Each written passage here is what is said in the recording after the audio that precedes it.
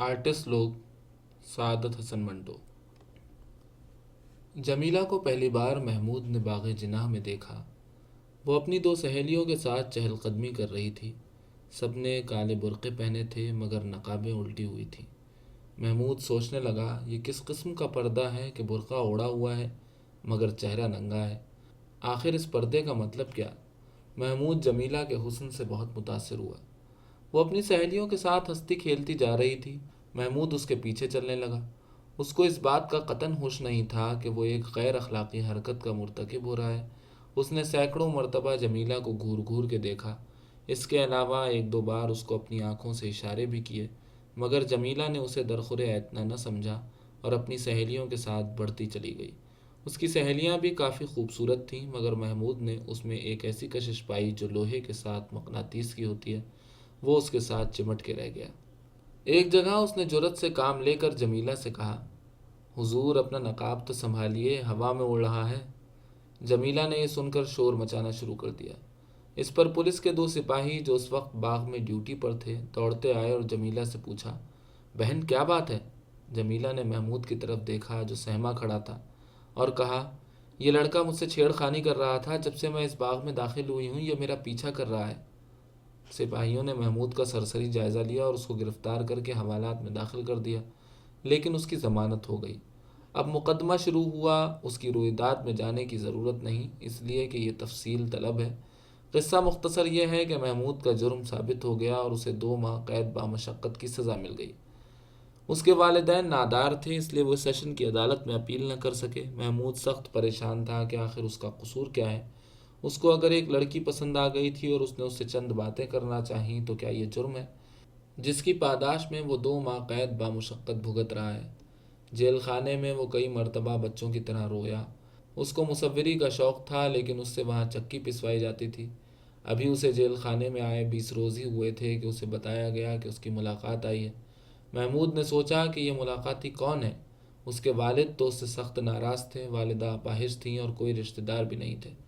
سپاہی اسے دروازے کے پاس لے گیا جو آہنی سلاخوں کا بنا ہوا تھا۔ ان سلاخوں کے پیچھے اس نے دیکھا کہ جمیلہ کھڑی ہے۔ وہ بہت حیرت زدہ ہوا۔ اس نے سمجھا کہ شاید کسی اور کو دیکھنے آئی ہوگی مگر جمیلہ نے سلاخوں کے پاس آ کر اس سے کہا، میں آپ سے ملنے آئی ہوں۔ محمود کی حیرت میں اور بھی اضافہ ہو گیا۔ مجھ سے؟ جی ہاں، میں معافی مانگنے آئی ہوں کہ میں نے جلد بازی کی جس کی وجہ سے آپ کو یہاں آنا پڑا۔ محمود مسکرایا، ہائے اس زود پشیماں کا پشیماں ہونا۔ جمیلہ نے کہا، یہ غالب ہے؟ جی ہاں، غالب کے سوا اور کون ہو سکتا ہے جو انسان کے جذبات کی ترجمانی کر سکے۔ میں نے آپ کو معاف کر دیا لیکن میں یہاں آپ کی کوئی خدمت نہیں کر سکتا اس لیے کہ یہ میرا گھر نہیں ہے، سرکار کا ہے، اس کے لیے میں معافی کا خواستگار ہوں۔ جمیلہ کی آنکھوں میں آنسو آ گئے۔ میں آپ کی خادمہ ہوں۔ چند منٹ ان کے درمیان اور باتیں ہوئیں جو محبت کے عہد و پیمان تھیں۔ جمیلہ نے اس کو صابن کی ایک ٹکیا دی، مٹھائی بھی پیش کی اور اس کے بعد وہ ہر 15 دن کے بعد محمود سے ملاقات کرنے کے لیے آتی رہی۔ اس دوران میں ان دونوں کی محبت استوار ہو گئی۔ جمیلہ نے محمود کو ایک روز بتایا، مجھے موسیقی سیکھنے کا شوق ہے، آج کل میں خاں صاحب سلام علی خاں سے سبق لے رہی ہوں۔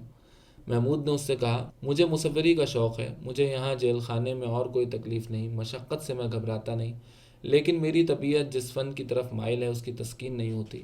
یہاں کوئی رنگ ہے نہ روغن ہے، کوئی کاغذ ہے نہ پنسل، بس چکی پیستے رہو۔ جمیلہ کی آنکھیں پھر آنسو بہانے لگیں۔ بس اب تھوڑے ہی دن باقی رہ گئے ہیں، آپ باہر آئیں تو سب کچھ ہو جائے گا۔ محمود 2 ماہ کی قید کاٹنے کے بعد باہر آیا تو جمیلہ دروازے پر موجود تھی، اس کالے برقعے میں جو اب بھوسلا ہو گیا تھا اور جگہ جگہ سے پھٹا ہوا تھا۔ دونوں آرٹسٹ تھے اس لیے انہوں نے فیصلہ کیا کہ شادی کر لیں، چنانچہ شادی ہو گئی۔ جمیلہ کے ماں باپ کچھ اثاثہ چھوڑ گئے تھے، اس سے انہوں نے ایک چھوٹا سا مکان بنایا اور پرمسرت زندگی بسر کرنے لگے۔ محمود ایک آرٹ اسٹوڈیو میں جانے لگا تاکہ اپنی مصوری کا شوق پورا کرے۔ جمیلہ خاں صاحب سلام علی خاں سے پھر تعلیم حاصل کرنے لگی۔ 1 برس تک وہ دونوں تعلیم حاصل کرتے رہے۔ محمود مصوری سیکھتا رہا اور جمیلہ موسیقی۔ اس کے بعد سارا اثاثہ ختم ہو گیا اور نوبت فاقوں پر آ گئی، لیکن دونوں آرٹ شیدائی تھے۔ وہ سمجھتے تھے کہ فاقے کرنے والے ہی صحیح طور پر اپنے آرٹ کی معراج تک پہنچ سکتے ہیں، اس لیے وہ اپنی اس مفلسی کے زمانے میں بھی خوش تھے۔ ایک دن جمیلہ نے اپنے شوہر کو یہ مژدہ سنایا کہ اسے ایک امیر گھرانے میں موسیقی سکھانے کی ٹیوشن مل رہی ہے۔ محمود نے سن کر اس سے کہا، نہیں، ٹیوشن ویوشن بکواس ہے، ہم لوگ آرٹسٹ ہیں۔ اس کی بیوی نے بڑے پیار کے ساتھ کہا۔ لیکن میری جان، گزارا کیسے ہوگا؟ محمود نے اپنے پھوسڑے نکلے ہوئے کوٹ کا کالر بڑے امیرانہ انداز میں درست کرتے ہوئے جواب دیا۔ آرٹسٹ کو ان فضول باتوں کا خیال نہیں رکھنا چاہیے۔ ہم آرٹ کے لیے زندہ رہتے ہیں، آرٹ ہمارے لیے زندہ نہیں رہتا۔ جمیلہ یہ سن کر خوش ہوئی۔ لیکن میری جان، آپ مصوری سیکھ رہے ہیں، آپ کو ہر مہینے فیس ادا کرنی پڑتی ہے، اس کا بھی بندوبست تو کچھ ہونا چاہیے، پھر کھانا پینا ہے، اس کا خرچ علیحدہ ہے۔ میں نے فی الحال موسیقی کی تعلیم لینا چھوڑ دی ہے، جب حالات موافق ہوں گے تو دیکھا جائے گا۔ دوسرے دن جمیلہ گھر آئی تو اس کے پرس میں 15 روپے تھے جو اس نے اپنے خاوند کے حوالے کر دیے اور کہا، میں نے آج سے ٹیوشن شروع کر دی ہے، یہ 15 روپے مجھے پیشگی ملے ہیں، آپ مصوری کا فن سیکھنے کا کام جاری رکھیں۔ محمود کے مردانہ جذبات کو بڑی ٹھیس لگی۔ میں نہیں چاہتا کہ تم ملازمت کرو، ملازمت مجھے کرنا چاہیے۔ جمیلہ نے خاص انداز میں کہا، ہائے میں آپ کی غیر ہوں، میں نے اگر کہیں تھوڑی دیر کے لیے ملازمت کر لیا تو اس میں حرج ہی کیا ہے؟ بہت اچھے لوگ ہیں، جس لڑکی کو میں موسیقی کی تعلیم دیتی ہوں بہت پیاری اور ذہین ہے۔ یہ سن کر محمود خاموش ہو گیا، اس نے مزید گفتگو نہ کی۔